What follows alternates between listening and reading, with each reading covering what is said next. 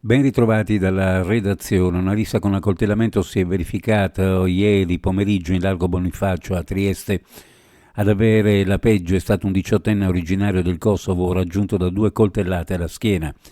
Le sue condizioni non sono gravi poiché i vestiti avrebbero attutito i colpi ed è stato trasportato in codice giallo all'ospedale di Cattinara del 118.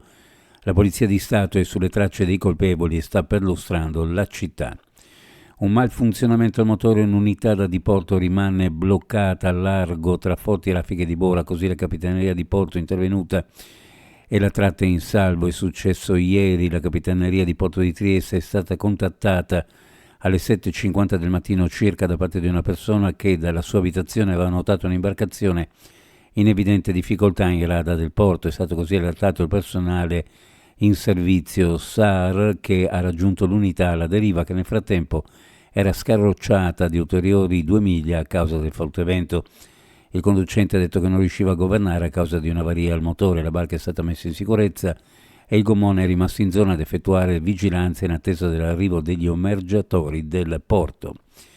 Abbiamo chiesto presenza delle forze dell'ordine sulle 24 ore, protocolli chiari e semplici da attuare. Chiediamo a gran voce meno chiacchiere e più fatti, iniziando dalle risorse umane. Così interviene Giorgio Jurkic della CISL-FP in merito all'ennesimo episodio di violenza contro il personale sanitario, in cui un infermiere 31enne del pronto soccorso di Cattinara è stato picchiato da un 19enne.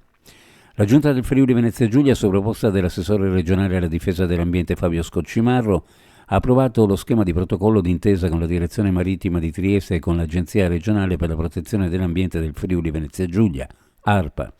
La sottoscrizione del protocollo, che comporta un investimento regionale di 200.000 euro, ha spiegato Scoccimarro, ha una indubbia valenza strategica. Infatti consentirà di beneficiare delle specifiche competenze nell'attività di sorveglianza ambientale lungo il litorale costiero e di condividere momenti di formazione reciproca in tema di tutela dell'ambiente e di controlli sui trasporti di rifiuti anche transfrontalieri.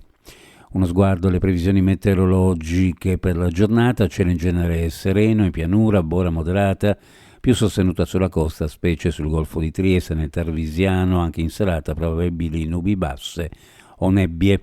Temperature minime in pianura fra 3 e 6, le massime fra 14 e 16 gradi, sulla costa minime fra 7 e 10, le massime fra 12 e 14 gradi centigradi. Previsioni a cura di ARPA e FVG Meteo. Ed è tutto per il momento con l'informazione. Grazie per averci seguito. A più tardi.